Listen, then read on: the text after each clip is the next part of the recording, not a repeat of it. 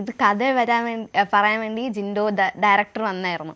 അപ്പം എനിക്ക് കരച്ചിൽ വന്നു. കാരണം എനിക്കിങ്ങനെ കൊച്ചിലെ എൻ്റെ ഒരു വീട്ടിലെ അപ്പുറത്തുള്ള ഒരു ചേട്ടൻ ഇങ്ങനെ കളിക്കാൻ എന്നെ വിളിച്ചില്ല. അപ്പോൾ ഇങ്ങനെ കറുത്തിരിക്കുന്നു, നിൻ്റെ കൂടെ കളിക്കില്ലെന്ന് പറഞ്ഞു. അപ്പോൾ എനിക്ക് ഭയങ്കര വിഷമമായി. അപ്പോൾ ഒരു ദിവസം അന്ന് തന്നെ ഞാൻ ഭയങ്കര കരഞ്ഞിട്ട് വീട്ടിൽ പോയിട്ട് പൗഡറൊക്കെ എടുത്തിടുന്നു. അപ്പോൾ അമ്മ ചോദിച്ചു എന്ത് പറ്റി എന്ന് പറഞ്ഞപ്പോൾ ഞാൻ ഇങ്ങനെ ഈ കാര്യം പറഞ്ഞു ഭയങ്കര കരച്ചിൽ.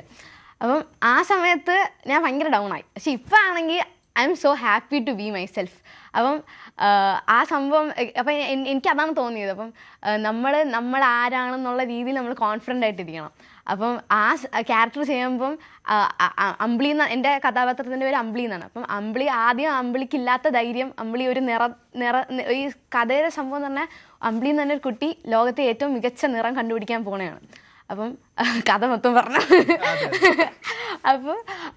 അപ്പോൾ അമ്പിളി ആരാണെന്നുള്ള രീതിയിൽ അമ്പിളി കോൺഫിഡൻ്റ് ആയിട്ടിരിക്കണം. അപ്പം എനിക്ക് അമ്പിളി തന്മയസോളാണെന്ന് തോന്നിയിട്ടുണ്ട്. അപ്പം നമ്മളിങ്ങനെ മനസ്സിലായി നമ്മളിൽ തന്നെ നമ്മൾ കോൺഫിഡൻ്റ് ആയിട്ടിരിക്കുന്ന ടൈമാണ് ഏറ്റവും ബെസ്റ്റ്.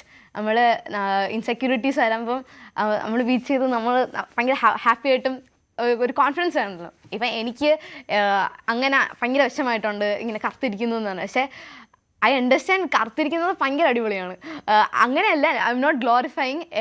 എനിക്ക് ഞാനായിരിക്കുന്നത് ഭയങ്കര ഇഷ്ടമാണ്. അപ്പം എനിക്ക് ഇങ്ങനെ ലൈക്ക് മനസ്സിലായില്ലേ?